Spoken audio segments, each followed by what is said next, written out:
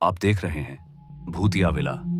दोस्तों, अगर आप चैनल पर नए हैं तो चैनल को सब्सक्राइब जरूर कर लें और साथ ही वीडियो को लाइक करके नीचे कमेंट बॉक्स में अपनी राय जरूर दें ताकि हम आपके लिए ऐसी ही भूतिया घटना और ला सके। तो चलिए बढ़ते हैं आज की कहानी की ओर। दोस्तों, यह घटना तब की घटित है जब मैं और मेरे बड़े भाई जी खेत में पानी लगा रहे थे और खेत में अंधेरा काफी था, जिस वजह से भाई जी ने एक दिया जलाया ताकि उस जगह पर हल्का सा उजाला हो जाए। लेकिन जैसे ही बड़े भाई ने वह दिया जलाया कि तभी ना जाने एक बहुत ही बड़ी परछाई पीछे आकर खड़ी हो गई। और फिर जो उनके और मेरे साथ हुआ वो सब जानकर तो आप सभी के रोंगटे खड़े हो जाएंगे। तो दोस्तों, क्या है मेरे और मेरे बड़े भाई जी की खौफनाक सच्ची घटना, ये जानने के लिए वीडियो में अंत तक बने रहिए।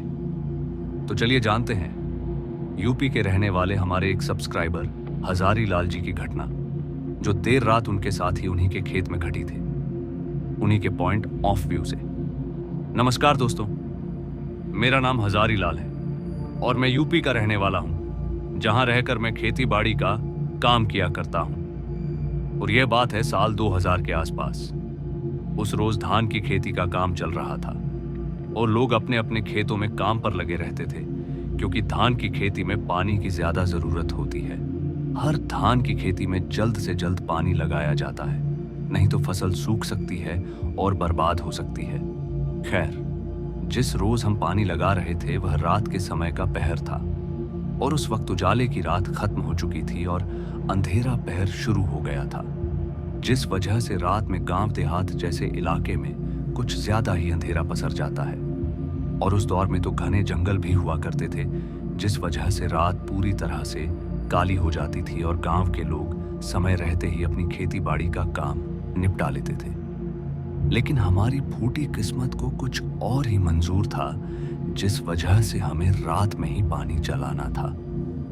पर हमें क्या मालूम था कि वह रात हमारी जिंदगी में काल बनकर आई है, जिससे हम रूबरू होने वाले थे। खैर, धान की खेती थी, जिस वजह से पानी लगाना भी जरूरी हो गया था। तो मैं और मेरे बड़े भाई जी खाना पीना करने के बाद उस अंधेरे पहर में पानी लगाने चल दिए और मैंने भी अपना फावड़ा अपने साथ में ले लिया था और भाई जी ने भी अपना फावड़ा और टॉर्च ले ली थी। गांव देहात जैसे इलाके में रात के वक्त टॉर्च हाथ में होना जरूरी होता था, तो मैं और भाई जी अपना सामान लिए खेत पर पहुंच गए। वैसे तो हम पहले भी कई बार रात में पानी लगा चुके थे, जिस वजह से हमें रात के वक्त डर नहीं लगता था। बस डर था तो खूंखार जानवरों का, क्योंकि देर रात कुछ जानवर ऐसे भी आ जाते थे जिनसे जान बचा पाना बहुत ही मुश्किल हो जाता था। इसलिए हम लोग लाठी भी अपने साथ में लेकर आए थे। खैर, अब हम लोग खेत में पहुंचे और भाई जी ने टॉर्च के सहारे इंजन चालू किया और खेत में पानी चालू कर दिया। और जब हमने देखा कि खेत में पानी चालू हो गया है, तो मैं और मेरे भाई जी अपना फावड़ा कंधे पर रखते हुए खेत के चारों तरफ देखने लगे कि कहीं से कोई मोड़ तो नहीं कटा हुआ है। और जब हमें लगा कि सब कुछ ठीक ठाक है, तो हम दोनों वापस से आकर कुछ ही देर में इंजन के पास बैठ गए। मगर तभी भाई जी ने इंजन के पास टॉर्च मारी और वहां से एक दिया निकाला और उस दिए को देखते ही मैंने उनसे पूछ लिया कि आप इस दिए का क्या करेंगे। इस पर भाई जी ने बताया कि वो इस दिए को जलाकर थोड़ा उजाला करेंगे ताकि आसपास से कोई जानवर इधर ना आ जाए। अभी भाई जी ने इतना ही कहा था कि मैंने उन्हें बीच में ही टोकते हुए बोला, अरे भाई जी, ये क्या भला, इतने छोटे से दिए जलने भर से थोड़ी ना जानवर भाग जाएंगे। मेरी इस बात पर मेरे बड़े भाई जी पहले तो हंसे और हंसते हुए मुझसे बोले, बेटा, ये पुराना टोटका है, तू नहीं समझेगा। और यह बोलकर भाई जी ने मुझे शांत कर दिया। दरअसल मेरी उम्र यही कोई 19 साल की होगी, जिस वजह से मैं अभी बच्चा ही था, तो भाई जी मुझे डांट फटकार भी दिया करते थे। लेकिन जब भाई जी ने वो दिया जलाया और जैसे उसे रखने के लिए वो नीचे झुके कि तभी मेरी आंखें बड़ी बड़ी हो गई और मेरी बची कुची सांस सीने में अटक सी गई थी। और पता नहीं क्यों मैं बोलने की तो पूरी कोशिश कर रहा था, लेकिन ना जाने क्यों मेरी आवाज गले से बाहर ही नहीं निकल रही थी और मेरे हाथ पैर बुरी तरह से कांपने लगे थे। दरअसल भाई जी ने जैसे ही दिया जलाया कि तभी एक बड़ी सी परछाई भाई जी के पीछे आकर खड़ी हो गई। उस हल्की जलती रोशनी में मैं उस परछाई को साफ साफ देख रहा था, जिस वजह से मैं डर से सहम गया। लेकिन सबसे ज्यादा हैरान कर देने वाली बात तो यह थी कि जैसे ही भाई जी पीछे पलटे तो पता नहीं अचानक वो परछाई कहीं गायब हो गई। और जब वो परछाई गायब हुई तब जाकर मेरी जान में जान आई। लेकिन मेरे चेहरे के उड़े रंग को देखते हुए भाई जी ने तुरंत ही मेरे से पूछा, अरे क्या हुआ तुझे? अभी तक तो तू ठीक था और अब अचानक से तू कपकपा क्यों रहा है? और फिर जब मैंने अपने गले से आवाज निकाली तब जाकर भाई जी को मैंने वो परछाई वाली बात बताई तो भाई जी ने पीछे पलटकर देखते हुए कहा, कहां कहां है परछाई? खामखां ही रात में डरा रहा है। चल तू यहीं पर बैठ, मैं अभी खेत में चक्कर मार कर आता हूं। जब भाई जी ने यह बोला कि वो खेत में पानी देखकर आ रहे हैं तो मैं भी उनके साथ लग गया। लेकिन भाई जी ने मुझे तुरंत ही टोकते हुए बोला, तू यहीं पर बैठ, मैं देख कर आता हूं पानी। अगर कोई सांप कीड़ा होगा तो वो काट लेगा तुझे। लेकिन भाई जी को क्या मालूम था कि मैंने अभी अभी किसी शैतानी परछाई को देखा है। पर भाई जी मेरी बात पर जरा सा भी यकीन ही नहीं कर रहे थे। उन्हें तो बस यही लग रहा था कि बस मैं एक मजाक कर रहा हूं।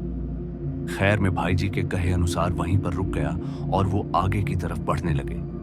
लेकिन जैसे ही वे आगे बढ़े कि तभी फिर से वही परछाई मुझे खड़ी हुई दिखाई दी।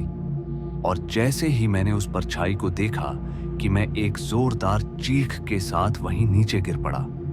और जब भाई जी ने मुझे पीछे मुड़कर देखा तो वह भी एकदम से घबरा गए, क्योंकि वो परछाई ठीक भाई जी के बिल्कुल सामने खड़ी थी, जिसे देखते ही वे तुरंत ही मुझे भागने को बोलने लगे। इसी के साथ भाई जी और मैं तुरंत ही वहां से भागने लगे और हम गिरते पड़ते कैसे भी करके अपने घर आ गए और कपकपाते हुए जल्दी से दरवाजा बंद करके अपने कमरे में बैठ गए। लेकिन जैसे हम कमरे में बैठे कि तभी न जाने कहां से वही परछाई फिर से आ गई, जिसे देखकर मेरी और भाई जी की सांसें फिर से एक पल के लिए थम गई। और अभी हम डरे सहमे उसी परछाई को ही देख रहे थे कि तभी वही काली परछाई धीरे से भाई जी के करीब आ गई और उनका हाथ पकड़कर उन्हें वहां खींचकर लेकर जाने लगी। और मेरे बड़े भाई जी बेचारे घबराहट के मारे छटपटाए जा रहे थे। मगर तभी मैंने घर वालों को भी आवाज लगाना शुरू कर दिया। लेकिन पता नहीं क्यों मेरी आवाज घर में बाकी के लोगों को सुनाई नहीं दे रही थी, पर मैं और भाई जी एक दूसरे की आवाज जरूर सुन पा रहे थे। और तभी मैं घर के दूसरे कमरे की तरफ भागा जहां पर मम्मी सो रही थी। लेकिन हैरानी की बात यह थी कि मेरे पांव अपने आप ही एक जगह पर रुक गए और अब मैं ना तो हिल पा रहा था और ना ही कुछ बोल पा रहा था। मैं बस असहाय होकर अपने बड़े भाई जी की दुर्गति होते हुए देख सकता था।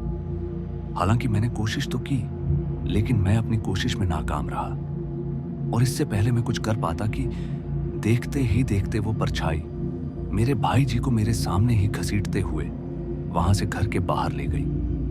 और जब मैं नॉर्मल हुआ तब मैंने जल्दी से घर वालों को जगाया और भाई जी की सारी बात बताई, घर वालों को बताई, जिससे तुरंत ही घर वाले मेरे साथ बाहर की तरफ भागे।